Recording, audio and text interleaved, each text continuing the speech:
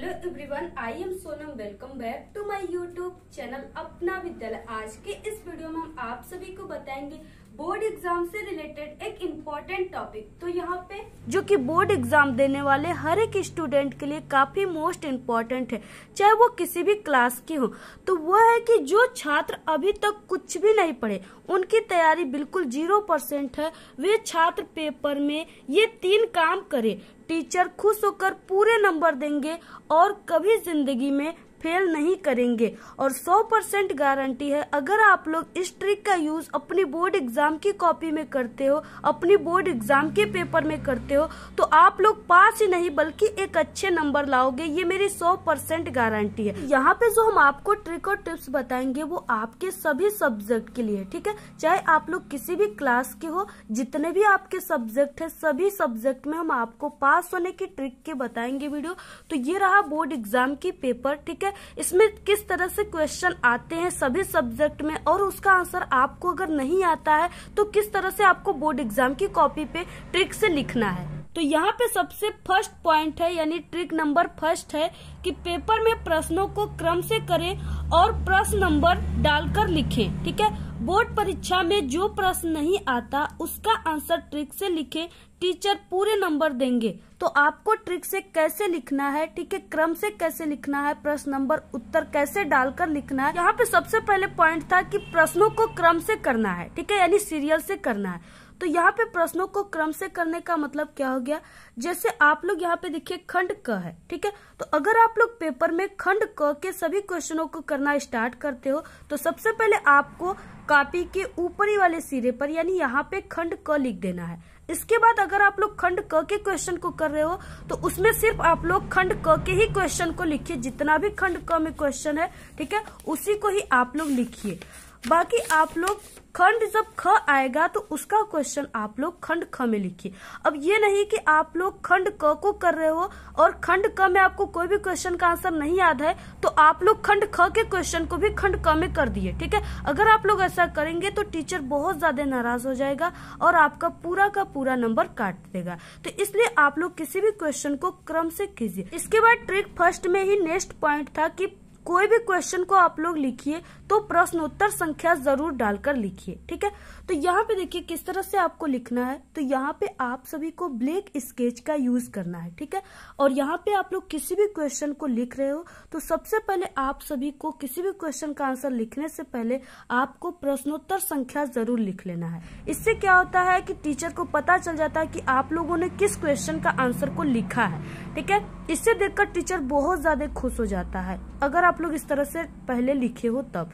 और आपको इंग्लिश में प्रश्नोत्तर संख्या को, ठीक है, हिंदी में नहीं लिखना है। आपको ये छोटी सी लाइन याद कर लेना है, आंसर टू क्वेश्चन नंबर, ठीक है। इस तरह से आप लोग जो भी नंबर कर रहे हो यहाँ पे आप लोग लिख दीजिए। नेक्स्ट पॉइंट है कि बोर्ड परीक्षा में जो प्रश्न नहीं आता उसका आंसर ट्रिक से कैसे आपको लिखना है जिसे टीचर आपको खुश होकर पूरे के पूरे नंबर दे। तो यहाँ पे हम आपको सबसे पहले हिंदी के पेपर में बताते हैं कि अगर आपको कोई भी क्वेश्चन नहीं आता तो उसको कैसे लिखना है, ठीक है।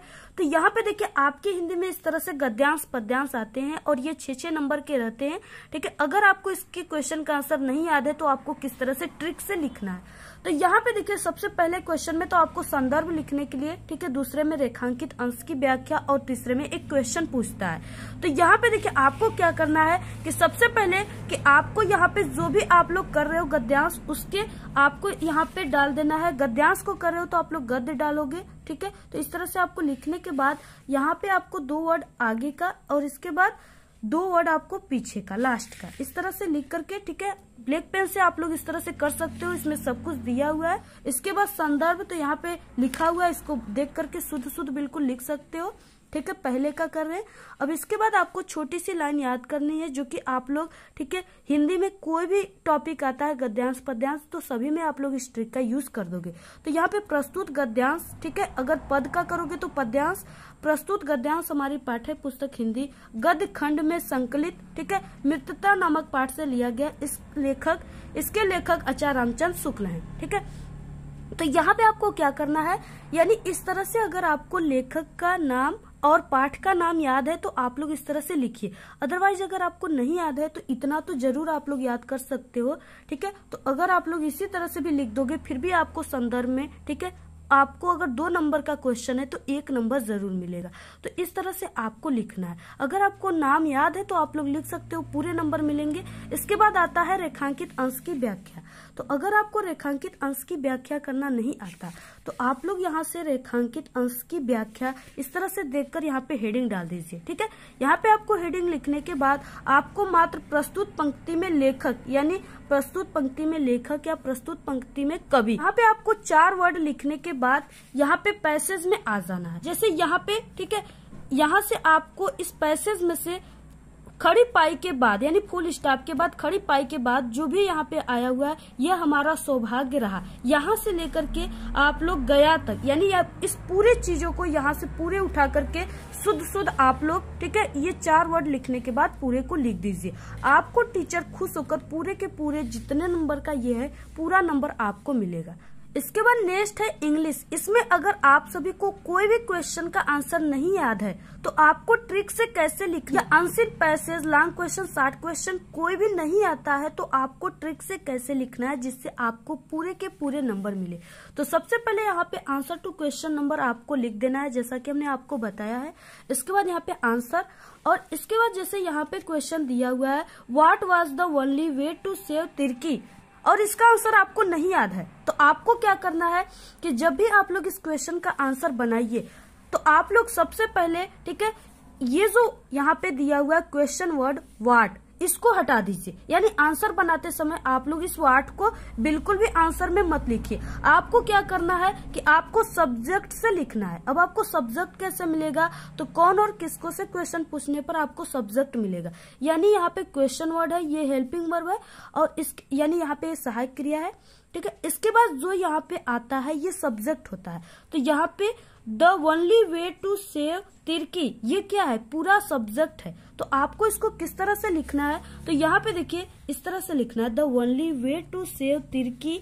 इसके बाद इसमें जो भी सहायक क्रिया लगाए, जैसे वाज, तो यहाँ पे वाज, ठीक है। इसके बाद आपको दैट, विकास या सो दैट, ठीक है, इस तरह से आपको यूज कर देना है। यहाँ पे अक्सर आप लोग क्वेश्चन में विकास का यूज कीजिए या दैट का यूज कीजिए, यानी इतना लिखने के बाद, ठीक है। तो यहाँ पे आप लोग इस तरह से दैट को लिखिए।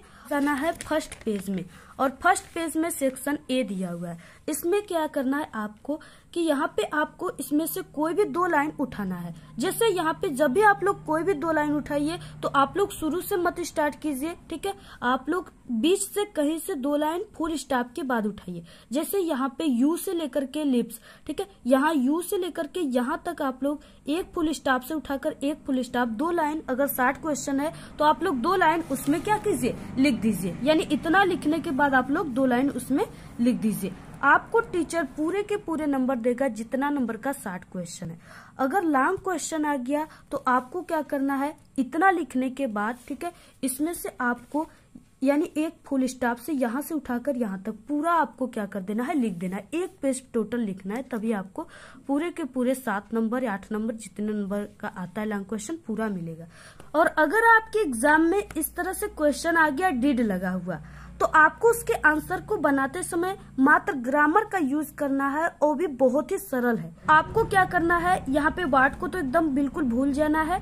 इसके बाद आपको सब्जेक्ट से उठाना है, सब्जेक्ट है इब्राइट्स मदर, ठीक है। इसके बाद आपको क्या करना है, जो यहाँ पे क्रिया दिया हुआ है इसमें आपको क्या करना है, जब भी आपके क्वेश्चन में डिड दिया है तो आपको क्रिया में आंसर में बनाते समय इसमें वर्ब का सेकेंड फॉर्म लगाना है। अब आपको सेकेंड फॉर्म किस तरह से लिखना है, इसमें भी आपको याद करने की कोई जरूरत नहीं, ठीक है। जैसे आप यहाँ पे दिया हुआ है प्ले, प्ले दिया हुआ है, और इसमें आपको सेकेंड फॉर्म लिखना है क्योंकि आपके क्वेश्चन में डिड आया हुआ है। तो आप लोग इसमें ईडी, ठीक है, ईडी जोड़ दिए तो आपका ये सेकेंड फॉर्म बन गया। यानी कोई भी वर्ब है उसके लास्ट में आपको ईडी या डी जोड़ने से वो वर्ब का सेकेंड फॉर्म बन जाता है अक्सर।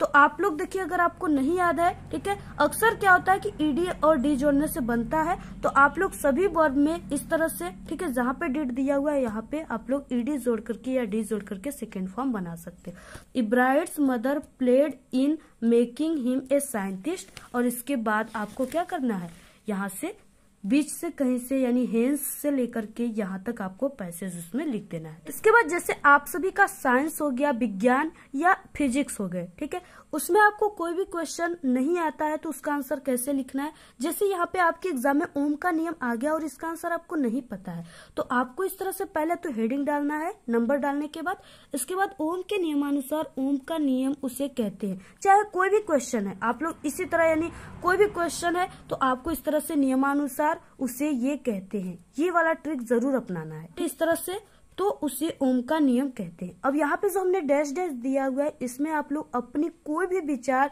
या आपको, ठीक है, आपके पूरे साइंस से या फिजिक्स से कोई भी टॉपिक याद है तो आप लोग यहाँ पे बीच में इसके लिख सकते हो। और यहाँ पे जो हमने ये ट्रिक पहले लाइन में और दूसरे में ये अपनाया है, इसको सिर्फ आप लोग सही लिखिए। टीचर सिर्फ आपके फर्स्ट लाइन को ही देखता है और अगर इसको देख लिया तो वो जान जाएगा कि आप लोग पूरे सही आंसर लिखे हो। टीचर कभी भी आपके पूरे कॉपी और पूरे क्वेश्चन को नहीं पढ़ता, क्योंकि टीचर जितना कॉपी चेक करेगा उसको उतना ही पैसे मिलेंगे, इसलिए सिर्फ आपके फर्स्ट लाइन को ही देखता है।